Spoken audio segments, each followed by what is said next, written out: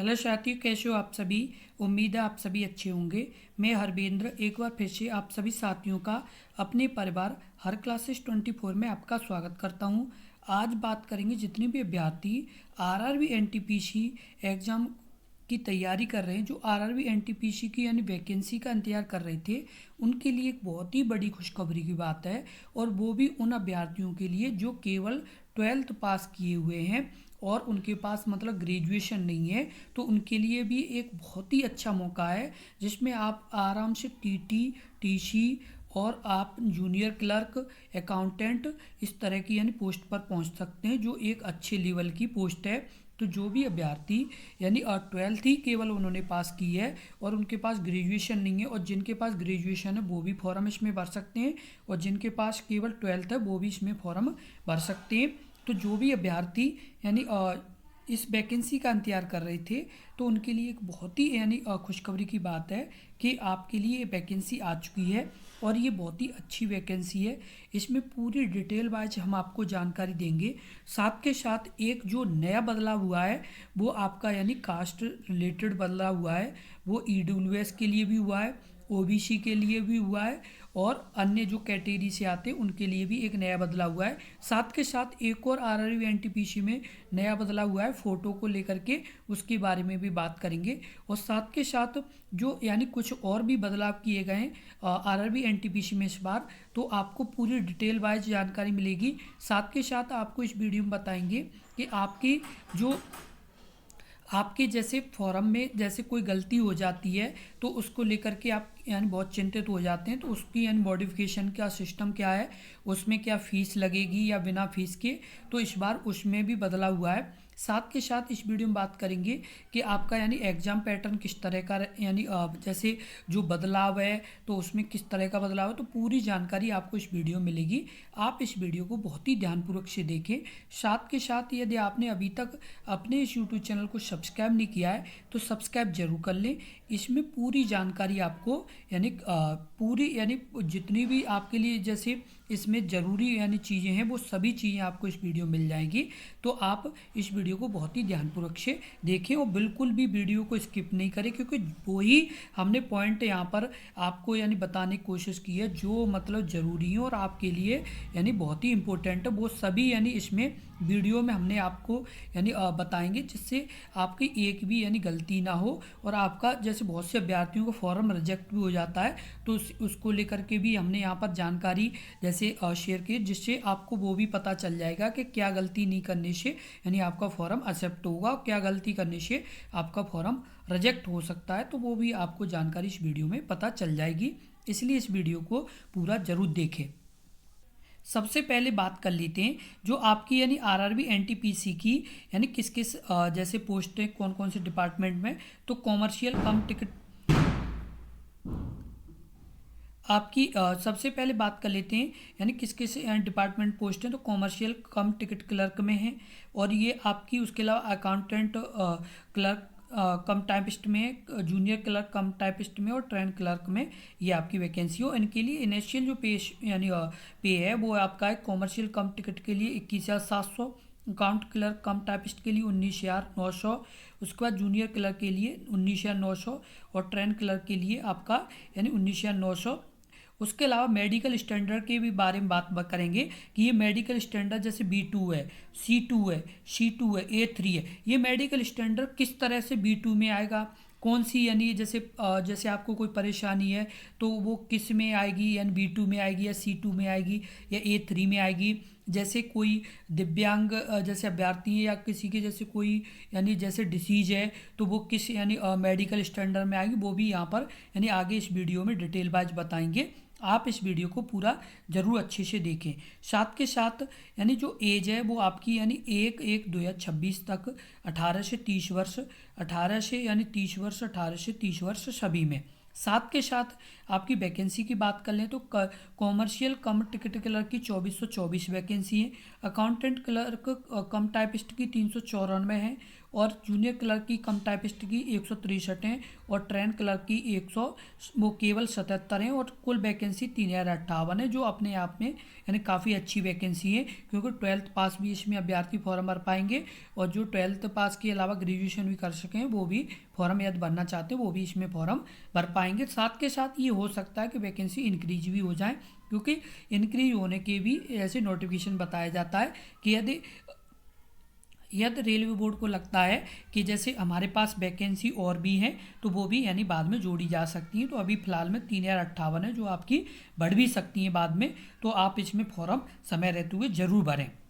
तो इसके फॉर्म कब से लेकर कब तक भरे जाएंगे, तो date of indicative notice employment 4/10/2025, opening date online application 28/10/2025 यानी 28/10/2025 से फॉर्म भरे जा रहे हैं और इसके आपके यानी 27/11/2025 तक फॉर्म भरे जाएंगे और लास्ट डेट एप्लीकेशन फ़ीस की वो 29/11/2025 है और आपकी मॉडिफिकेशन की जो डेट है वो आपकी 30/11 से लेकर के 9/12/2025 है। कितनी है? 9/12/2025 है।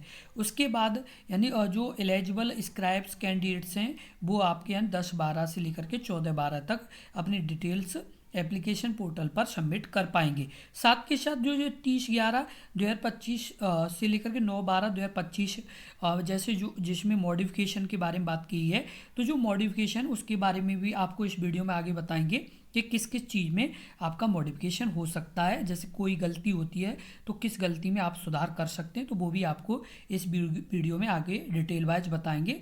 आप इस वीडियो को बहुत ही ध्यानपूर्वक से ज़रूर देखें। अब बात कर लेते हैं इसकी फ़ीस पेमेंट की। तो फीस पेमेंट की बात कर लें तो आपकी जो फीस है वो for all candidates categories mentioned out of this fees यानी 500 रुपये एंड अमाउंट 400 रुपये shall be refunded deducts bank charge on first stage exam. जैसे आप यानी पहला एग्ज़ाम देने जाएंगे तो उसमें आपको 400 रुपये वापस कर दिए जाएंगे और उसके अलावा 100 रुपये यानी जो फीस है वो रख ली जाएगी। तो ये यानी 500 रुपये अभी आपकी फ़ीस यानी कटेगी। उसके बाद जो SC ST और एक्स सर्विसमैन PWBD और फीमेल, उसके अलावा ट्रांसजेंडर, ये आपके यानी 250 रुपये है। तो उसके अलावा जो EBC should not be confused with OBC और EWS, दिस फीस 250 रुपये। और ये आपकी यानी अपीयरिंग फर्स्ट स्टेज एग्ज़ाम, जो फर्स्ट स्टेज एग्ज़ाम हो उसमें आपकी जो एग्ज़ाम फीस है वो काट करके उसके अलावा आपके अकाउंट में वापस कर दी जाएगी। तो ये आपकी यानी स्पष्ट यहाँ पर जानकारी बताइए। साथ के साथ बताइए ओनली कैंडिडेट्स फर्स्ट स्टेज यानी CBT get refund examine fees is mentioned above, यानी जो आपकी फ़ीस है जो आपके यानी 500 रुपये या 250 रुपये फ़ीस है, उसमें से जो रुपए वापस किए जाएंगे वो जब ही किए जाएंगे जब आप पहला यानी फर्स्ट स्टेज का एग्ज़ाम देने जाएंगे, तभी आपके ये रुपए वापस किए जाएंगे, अन्यथा नहीं किए जाएंगे। यहाँ पर ये स्पष्ट बताया गया है। उसके बाद बात कर लेते हैं जो एक ये जो नया बदलाव हुआ है मतलब रेलवे बोर्ड के द्वारा, वो आपका हुआ है लाइव फ़ोटो कैप्चरिंग का। जो लाइव फ़ोटो कैप्चरिंग है उसमें यहाँ पर क्या होगा कि जो candidates are not required to upload, जो आपका जैसे पहले क्या होता था कि पहले आप यानी जो पहले का फ़ोटो होता था, जो मतलब पहले का फ़ोटो जैसे आपका होता था तो उसे आप यानी यूज कर पाते थे। अभी क्या है कि आपका यानी सामने से फ़ोटो खींचा जाएगा तभी आपका यानी फॉर्म सबमिट हो पाएगा आपके फ़ोटो के। लाइव फ़ोटो में be captured cam web cam और screen camera of the mobile phone. आप यानी वेब कैम और स्क्रीन कैमरा से भी आप अपना मोबाइल और यानी लाइव खींच सकते हैं। उसके अलावा ensure the camera positioned I level before capturing photograph. जैसे आप यानी जब फ़ोटो खींचें तो उसमें आपका आई लेवल एकदम क्लियर आना चाहिए, जिससे यानी ये लगे कि आप एकदम यानी सामने देख रहे हैं। तो इस तरह से यहाँ पर ये भी आपका मेंशन किया है। उसके अलावा किया है position your self directly front camera, और आप एकदम सामने की तरफ देखें जिससे आप यानी आसानी से अपना लाइव फ़ोटो कर पाएँ। उसके अलावा बात की है कैंडिडेट सिग्नेचर के बारे में, क्योंकि सिग्नेचर को लेकर के भी अभ्यर्थी के काफ़ी फॉर्म यानी रिजेक्ट होते हैं, तो वो भी यहाँ पर बात कर लें। यूज ब्लैक पेन और वाइट पेपर, यानी ब्लैक पेन होनी चाहिए और वाइट पेपर का यूज करना है। उसके अलावा the signature is running hand writing not be block या कैपिटल लेटर। जैसे अभी आप एक तरह से मान चलें, जैसे हमारा नेम है तो HARVENDRA, इस तरह से हम अपना नेम लिखते हैं। तो ये क्या हुआ कि ये आपका यानी रनिंग हैंड राइटिंग है। इस तरह से यानी पहला लेटर क्या है हमारा, कैपिटल है। क्या है, पहला लेटर कैपिटल और सभी स्मॉल है। और बहुत से विद्यार्थी क्या करते हैं कि जैसे हमने ये अपना नाम लिखा हरवेंद्र, तो इसे क्या करेंगे कि HARVENDRA, यानी इस तरह से बहुत से अभ्यर्थी कर देते हैं। तो उससे क्या होता है कि वो कैपिटल लेटर में होने से क्या होगा कि वो मतलब आपका रिजेक्ट हो जाएगा। इस तरह से यानी रनिंग हैंड राइटिंग इस तरह से होती है कि पहला लेटर कैपिटल, उसका स्मॉल HARVENDRA, इस तरह से यानी आपका होना चाहिए। ये किस तरह का है, तो ये आपका रनिंग हैंड राइटिंग है। तो आप इस चीज़ का भी ध्यान रखें। उसके बाद बात कर लेते हैं आपके स्कैन की।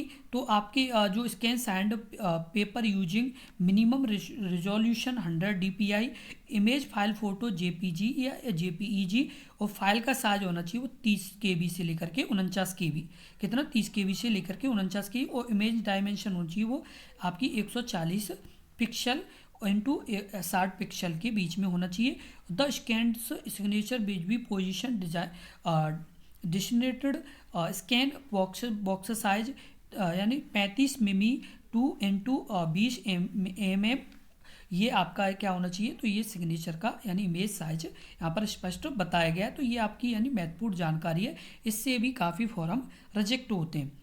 उसके बाद अब बात कर लेते हैं आपके जो महत्वपूर्ण है, जो आपके यानी जो आपका डॉक्टरी, जो आपका B2 C2 जो हमने शुरू में बताया था कि B2 C2 ये जो आपका मेडिकल स्टैंडर्ड है, तो इसमें कौन कौन से किस तरह से आते हैं। उसके बाद इसमें आपको पता चलेगा कि आपकी यानी एजुकेशन क्वालिफिकेशन कितनी क्या होनी चाहिए, तब आपका फॉर्म इसमें भर पाएगा। ये भी आपको यहाँ पर डिटेल बताई जाएगी। साथ के साथ यदि आपने अभी तक अपने इस यूट्यूब चैनल को सब्सक्राइब नहीं किया तो कृपया सब्सक्राइब जरूर कर लें, क्योंकि यदि आप सब्सक्राइब कर लेंगे तो आपको लगातार यानी महत्वपूर्ण जानकारी मिलती रहेगी, और आपके एग्जाम की भी तैयारी अपने इस यूट्यूब चैनल पर कराई जा रही है, तो वो भी आप लगातार कर पाएंगे। इसलिए अपने इस यूट्यूब चैनल को जरूर सब्सक्राइब कर लें। अब जैसे बात कर लेते हैं कॉमर्शियल कम टिकट क्लर्क, तो ये CPC लेवल 3 है, पे स्केल है 21,700, और ये मेडिकल स्टैंडर्ड है B2। इसमें क्या होता है कि VI नो HIDHH LD आपका OA OL MW LDC DW AA without यानी न्यूरोलॉजिकल लिम्ब, डायनोफोसिस SI विदाउट न्यूरोलॉजिकल लिम्ब। उसके बाद आपका जो क्वालिफिकेशन है वो 12th यानी +2 stage it's equivalent with the no less than 50% mark, यानी आपके 50% मार्क होना कंपलसरी है, तभी आप यानी इसमें फॉर्म भर पाएंगे। साथ के साथ है 50% marks is not be instituted upon in case of SC persons with benchmark disability, ex servicemen and candidates who यानी possess qualification higher than 12th +2 stage. तो यहाँ पर आपकी क्या है कि यानी उनके लिए 50% मार्क की ज़रूरत नहीं, केवल जो 12th पास से फॉर्म भरना चाहते हैं तो उसमें 50% मार्क की यहाँ पर स्पष्ट बताई गई है। साथ के साथ अकाउंटेंट क्लर्क कम टाइपिस्ट की ये लेवल इन CPC सेकंड में है 19,900 इसका यानी इनिशियल पे है, और ये इसका मेडिकल स्टैंडर्ड है वो आपका C2 है। B1 यानी 6 में आपका क्या है LV, उसका HI में क्या है आपका तो वो आपका है DHH OL BL MW LC DW, ये आपका suitability for person with benchmark disability है, जो आपकी यानी इस जो मेडिकल स्टैंडर्ड है इसमें आती हैं, क्योंकि मेडिकल स्टैंडर्ड का आपकी यानी पोस्ट पर काफ़ी फ़र्क पड़ेगा, क्योंकि प्रत्येक की अलग अलग मेडिकल स्टैंडर्ड है। उसके बाद MD में यस और 12th आपके पास होनी चाहिए, और यदि आप SC ST या एक्स सर्विसमैन हैं तो आपकी यानी क्या होनी चाहिए 50% मार्क। उसके अलावा यानी और भी जैसी जो महत्वपूर्ण जानकारी है वो भी, जैसे आपकी यानी टाइपिंग इंग्लिश की और हिंदी की कंप्यूटर जो आपकी यानी ज़रूरी है। उसके बाद जूनियर क्लर्क में ये आपकी 19,900 है, और इसका भी C2 आपका मेडिकल स्टैंडर्ड है, और ये यदि आपको जैसे प्रॉब्लम है तो ये आपकी डिसेबिलिटी इसी में आएंगी। उसके अलावा आपकी येस और नो, जैसे आपकी 12th पास आप यानी होने चाहिए, उसके बाद 50% मार्क होने चाहिए। और ये आपके SC/ST पर्सन से जो बेंच मार्क है उनके 50% से is not to be institute upon in case of SC/ST में, तो यहाँ पर ये भी बताएगा। उसके बाद कंप्यूटर टाइपिंग भी आपकी होनी चाहिए। उसके बाद ट्रेन क्लर्क में 19,900 A3 इसके लिए मेडिकल स्टैंडर्ड है, और HH है। उसके बाद OL AAB SD without neurological limb या डायनोफोसिस SL विदाउट। उसके बाद आपके यहाँ 12th पास होनी चाहिए, +2 स्टेज या इक्वलेंट कोई भी, जैसे आपकी है जैसे 10th के बाद यदि आप और कोई जैसे 12th के बराबर की इक्वलेंट डिग्री किए हुए हैं तो वो भी आपकी मान्य होगी, वो 50% मार्क से। और यहाँ पर ये आपका SC/ST पर्सन और बेंच मार्क एक्स सर्विसमैन के लिए यहाँ पर मार्क्स नॉट बी इंस्टीट्यूट की बात की गई है। उसके बाद बात कर लेते हैं EWS रिजर्वेशन के बारे में, क्योंकि ये जो आपके जैसे जो अभ्यर्थी जो EWS से बिलोंग करते हैं तो उनके जो आपका यानी कास्ट कैटेगरी का जो रिजर्वेशन है उसके बारे में यहाँ पर बात बताई गई है। तो आपकी जो बात बताई गई वो ये कहा गया है कि जो आपका gross annual income is below 8 lakh, यानी आपकी 8 लाख से कितनी 8 लाख से यानी बिलो यानी कम होनी चाहिए। उसके अलावा यहाँ पर बात की है are to identified as EWS benefits reservation. EWS the income shall also include income from sources salary agriculture business profession, यानी आपकी जैसे सैलरी हो या आपकी एग्रीकल्चर है या बिजनेस है कोई आपका, या प्रोफेशन है कोई आपका, तो for financial year period as the application for CEN 725 financial year 2024 और 25, यानी 2024 और 25 का आपका यानी जो डिटेल है वो होना चाहिए। और date application 27/11/2025 candidates whose family owns possess of the following as lists shall be excluded from the being identified irrespective family income. 5 acres agriculture land above. उसके अलावा residential flat 1 square feet above. उसके बाद residential plot 100 square yard above. उसके बाद residential plot 200 square yard other notified multiple. तो आपको ये चीज़ ध्यान रखनी है कि आपकी 8 लाख से यानी कम पूरे साल की हो और आपकी यानी सालाना की दिखानी। उसके बाद ये जो आपको यहाँ पर ये जो जानकारी दी गई है ये भी यानी आप इनके रूल के हिसाब से होने चाहिए, तभी आपका EWS का आपको यानी रिजर्वेशन मिलेगा। यदि आपके यानी इनके रूल के खिलाफ आपका यदि कोई भी जैसे पाई जाती है चीज़ तो फिर आपको रिजर्वेशन नहीं मिलेगा, तो यहाँ पर ये स्पष्ट बताया गया है। बात कर लेते हैं OBC creamy layer are not initialled OBC reservation, they may be consider unreserved candidate subjects fully fulfillment required eligibility UR candidates. The OBC candidates claiming reservation under the OBC category must produce non-creamy layer certificate in the prescribed format issued after 1 अप्रैल 2025। जो भी अभ्यर्थी जो जैसे OBC का reservation लेना चाहते हैं, क्या OBC का रिजर्वेशन लेना चाहते हैं वो 1 अप्रैल कब 1 अप्रैल 2025 का अपना यानी कास्ट सर्टिफिकेट, क्या कास्ट सर्टिफिकेट भरते समय यानी फॉर्म भरते समय कास्ट सर्टिफिकेट लगाएं। यानी आपका 1 अप्रैल 2025 के बाद का होना चाहिए। 1 अप्रैल के बाद से आपका यानी 1 अप्रैल से लेकर के अभी तक का आपका यानी मान्य होगा। यदि आपका 1 अप्रैल से पहले का है तो आपका कास्ट सर्टिफिकेट मान्य नहीं होगा। यहाँ पर ये स्पष्ट बताया गया, इस बात को आप समझ लें, क्योंकि यदि ये पुराना आपने यदि अपना जैसे सर्टिफिकेट लगा दिया तो आपका मान्य नहीं होगा। साथ के साथ एक और चीज़ ध्यान रखें कि आपका कास्ट सर्टिफिकेट भारत सरकार का होना चाहिए, भारत सरकार का आपका कास्ट सर्टिफिकेट होना चाहिए।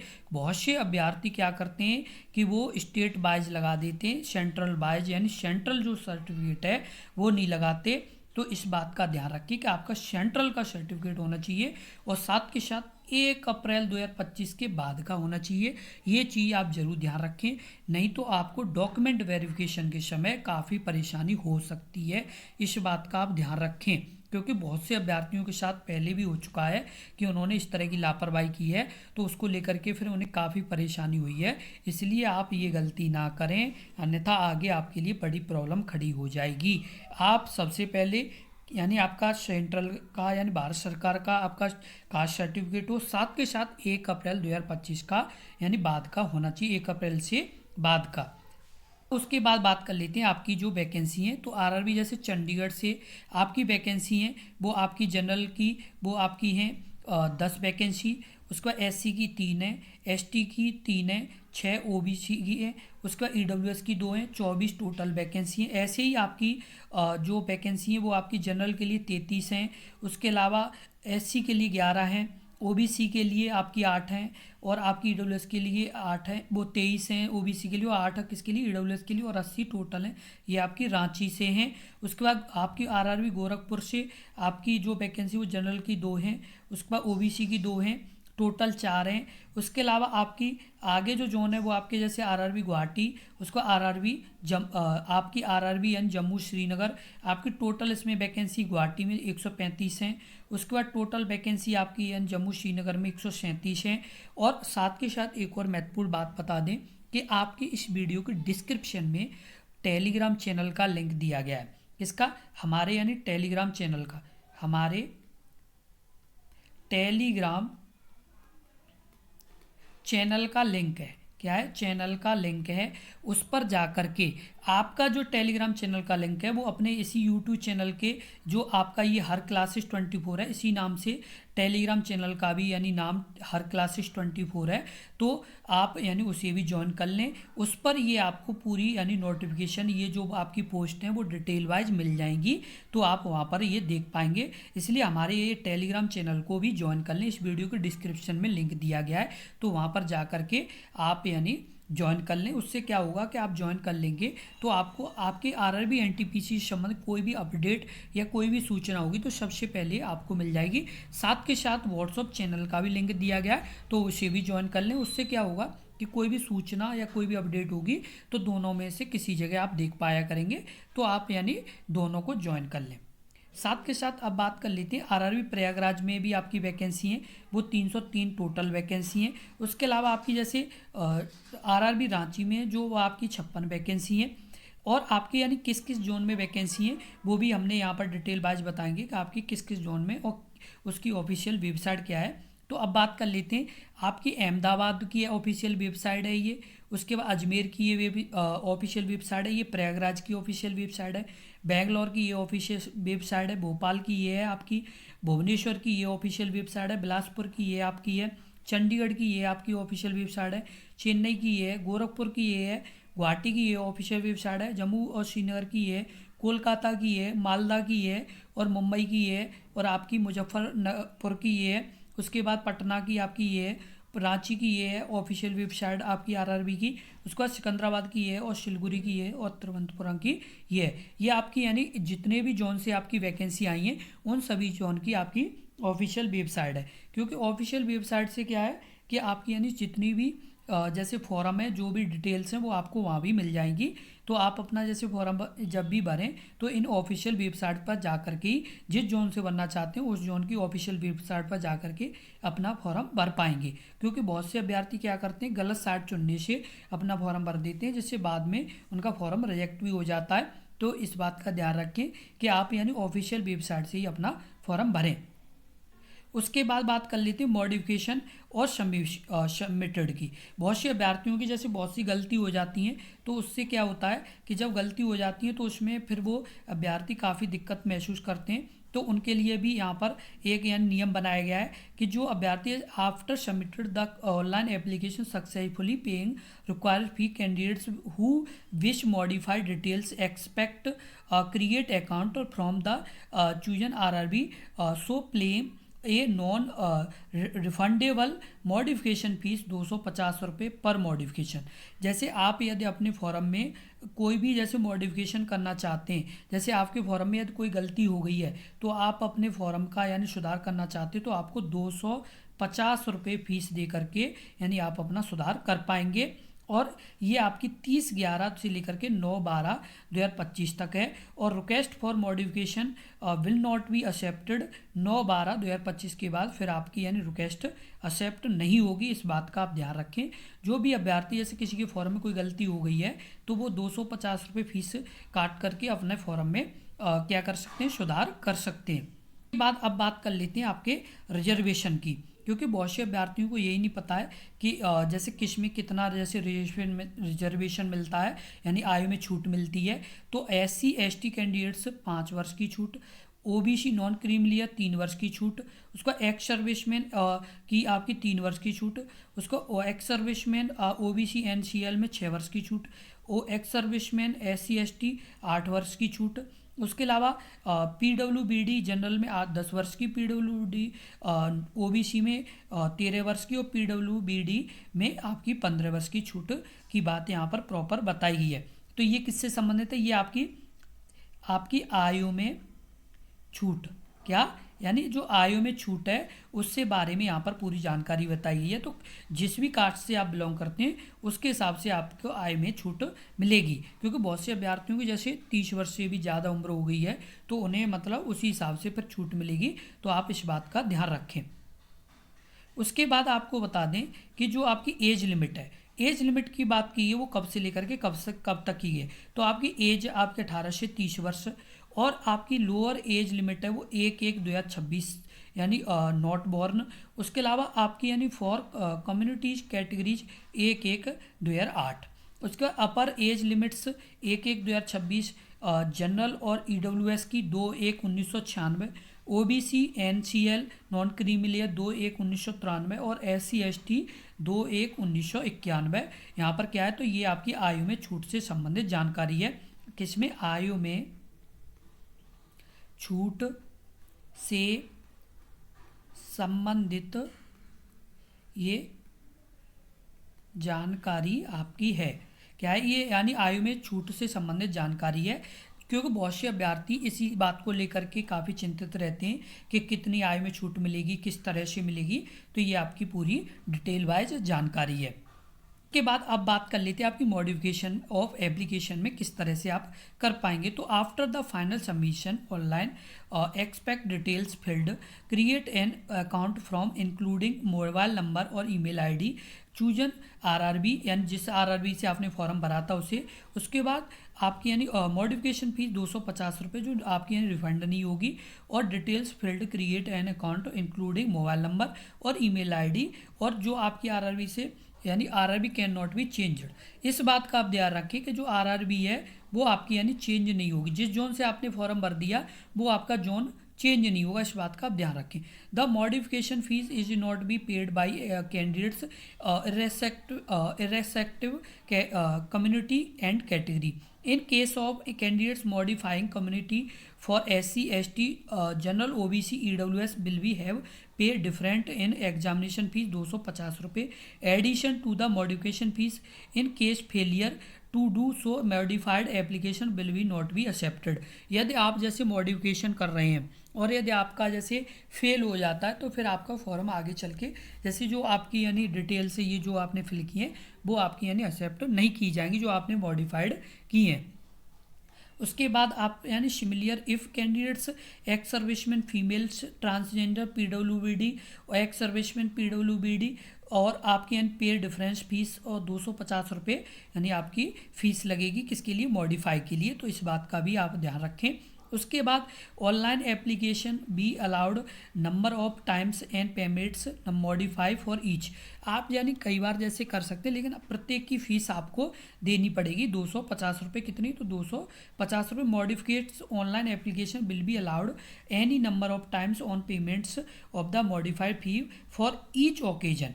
उसका online modification, online application along the modify, यानी आपकी जो 10 days after the last dates application fees payment submitted 29/11/2025, और आपके यहाँ 30/11/2025 से आपकी विंडो खुल जाएगी, जिससे आप अपना फॉर्म क्या कर पाएंगे, यानी आप मॉडिफाई कर पाएंगे।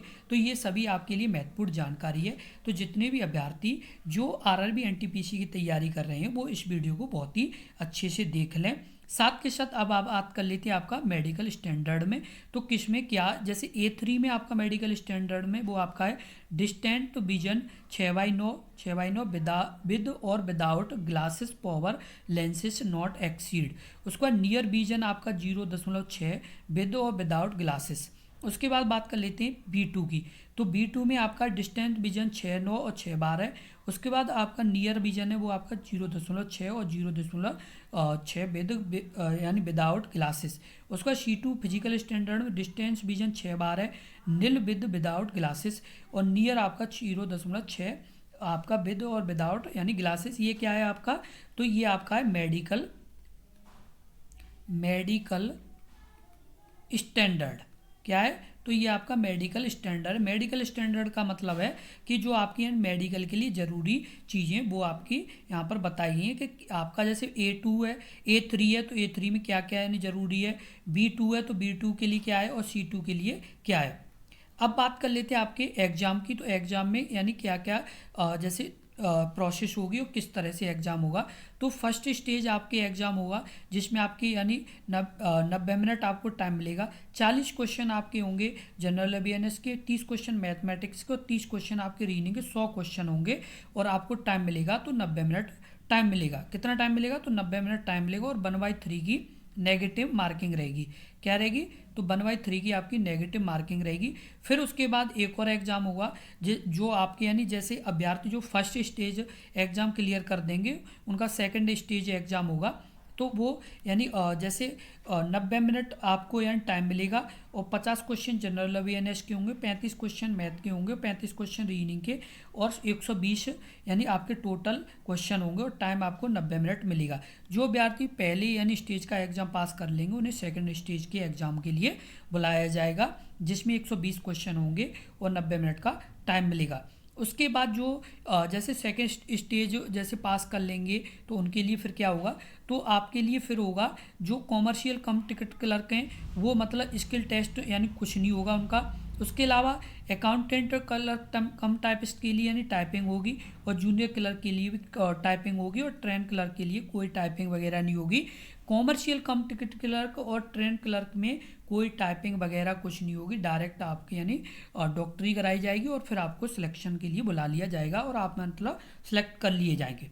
अब बात कर लेते हैं आपकी यानी जो टाइपिंग उसके बारे में।